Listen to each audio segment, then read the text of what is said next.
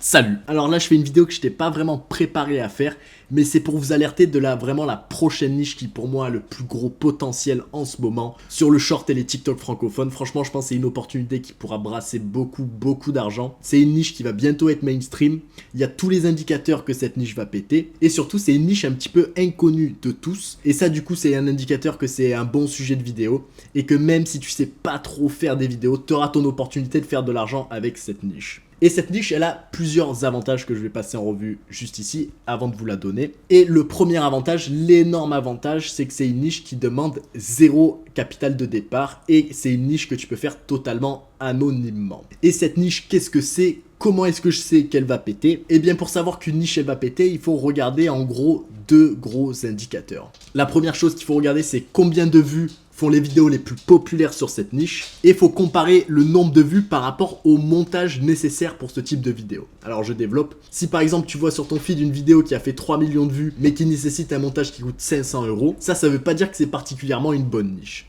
Ce que tu veux trouver, c'est des vidéos qui ont fait beaucoup de vues, des nombres de vues mainstream, mais qui ont utilisé un montage des plus rudimentaires, une vidéo en gros bourrée d'erreurs, mais qui fait beaucoup de vues. Quand tu vois ça, ça veut dire premièrement qu'il y a un gros intérêt dans cette niche, beaucoup de gens veulent regarder ça, et si les vidéos qui sont très peu montées, eh bien elles font beaucoup de vues, ça veut dire aussi qu'il y a très peu de concurrence dans cette niche, et quand tu mélanges les deux, beaucoup de vues et très peu de concurrence, tu te retrouves du coup avec une niche à très haut potentiel. Et c'est d'ailleurs moi en trouvant une niche un peu comme ça qui m'avait permis à faire mes premiers gros chiffres sur ma chaîne YouTube à l'époque où j'avais peut-être 5-10 000 abonnés. Et c'était les compétitions de bodybuilding et les bodybuilders. Et en fait il y avait personne qui faisait des vidéos dessus, sauf pour un mec anglophone qui faisait zéro montage, mais les vidéos elles pouvaient taper 10 millions de vues. Et là je savais que c'était le bon moment de rentrer dedans. Ok, donc quelle est cette niche ? Et la niche dont je veux vous parler aujourd'hui, il y a la même chose que la niche du bodybuilding, c'est-à-dire que même du côté anglophone, les gens commencent petit à petit à faire des vidéos et les vidéos tapent des chiffres juste incroyables. Et du côté francophone, il y a des gains. Franchement, il y a très peu de personnes.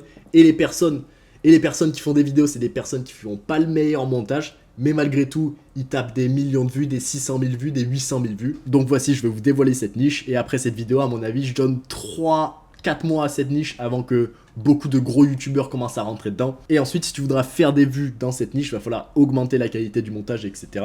Vu qu'il y aura plus de concurrence. Et la niche, c'est bien sûr la niche des jeux vidéo. Ceci dit, il y a un jeu vidéo qui est vraiment prêt à péter tous les scores. C'est les vidéos CSGO. Et du coup, je vais vous montrer mon écran pour vous montrer un petit peu ça. Donc, comme je vous expliquais tout à l'heure, il y a deux gros indicateurs qu'on veut. Un, des vidéos francophones qui explosent malgré un montage dégoûtant. Et le deuxième truc à regarder, c'est que généralement, si un truc pète du côté anglophone, il faut attendre 2 mois avant que ça pète du côté francophone. Et on a exactement ça juste ici. Et du côté francophone, la personne que j'aimerais bien vous montrer là, c'est ce mec là, Milpa01, 13 000 abonnés, 53 vidéos. Et je vous laisse regarder les vues qu'il fait pour le montage. Et vous allez voir, c'est juste incroyable. Donc on va regarder une ou deux vidéos, juste pour vous montrer que c'est vraiment aussi simple que ça de faire des vues sur cette niche pour le moment. Et donc si toi tu rentres dans ce milieu et que tu apportes par exemple une meilleure qualité audio, un meilleur montage, un meilleur storytelling, là le potentiel de vues que tu peux faire, il est juste incroyable. Et la vidéo que j'aimerais regarder, c'est celle-ci. Un skin à 1 million vient juste d'être ouvert, qui a fait 1,3 million de vues. Donc même pour moi qui ai une chaîne qui fait 100 millions de vues par mois, 1,3 million de vues, c'est juste énorme.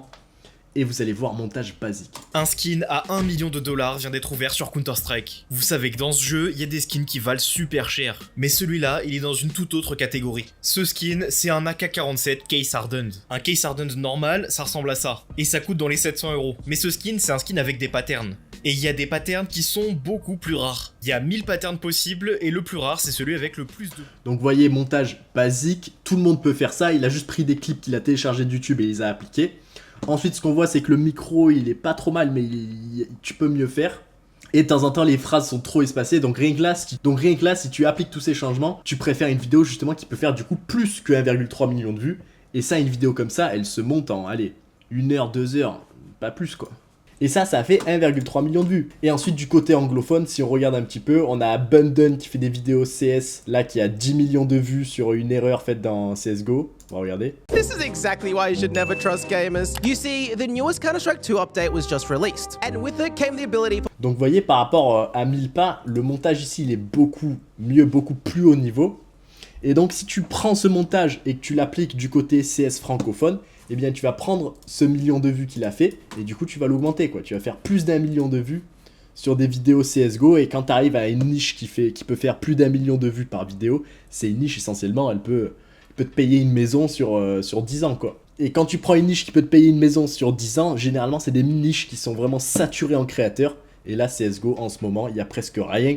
Puisque les gens ils comprennent pas encore comment convertir ce qu'ils voient dans le jeu en short. Mais du coup si t'es le premier à réussir à faire ça, ce qui est pas très compliqué, tu vas bien te placer et tu peux te faire beaucoup d'argent. Et lui il en a fait plusieurs quoi, la plus grosse erreur de CS2, 10 millions de vues. Le joueur e-sport le plus controversé, c'est juste l'histoire du joueur e-sport, 4 millions de vues. This unknown kid just became the greatest Counter-Strike player in the world, and now he's getting a lot of hate. Donc en gros lui ce qu'il fait c'est qu'il prend un montage mainstream, là c'est du storytelling basique quoi. Mais il a fait ça sur quelqu'un de CSGO et bim, 4 millions de vues. Ensuite la scène de l'e-sport aussi, c'est une scène qui est très sous-utilisée dans les shorts et lui c'est le premier un peu à l'avoir fait, 6 millions de vues.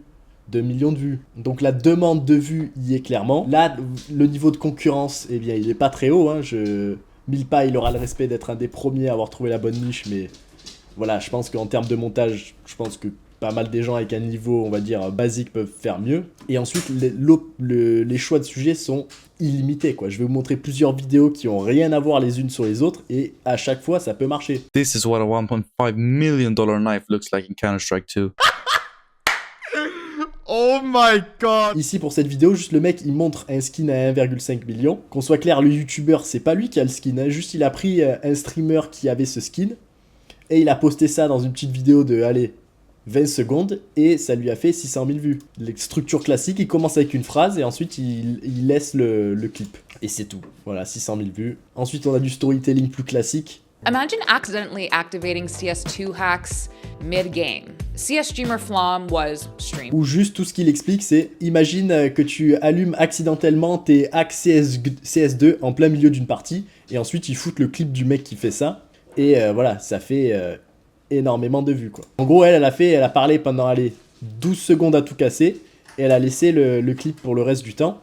7 millions de vues, et ça, il y a des gars qui fait ça du côté français, quoi. Et du coup, là, il existe du côté US, mais personne n'a eu l'idée de le faire du côté français. T'as vu, montage basique, hein. Voilà, il a fait une vidéo comme ça, tranquille. Et puis même du côté informatif, même sur de l'informatif CSGO, il y a cette vidéo qui a fait 34 000 likes et plus de 600 000 vues, où il explique genre les côtés techniques de la M4, avec un montage relativement basique. Et là, c'est vraiment des détails techniques qui sont, on va dire, ennuyeux pour ceux qui jouent pas au jeu, mais malgré tout, ça a fait 600 000 vues, quoi. Donc que tu fasses de l'informatif ou juste des ouvertures de boîtes, des analyses de skins qui coûtent cher, des moments drôles de CS, toutes ces opportunités sont ouvertes là en ce moment, puisque personne ne le fait encore du côté francophone. Donc si j'étais vous, je bougerais mes petites fesses et je commencerais à faire des vidéos comme ça. Et l'avantage de cette niche, on sait que c'est une bonne niche, justement parce que pour le moment, on voit pas encore de vidéos sur CSGO. Et ça, c'est un indicateur que du coup, il y a très peu de concurrence.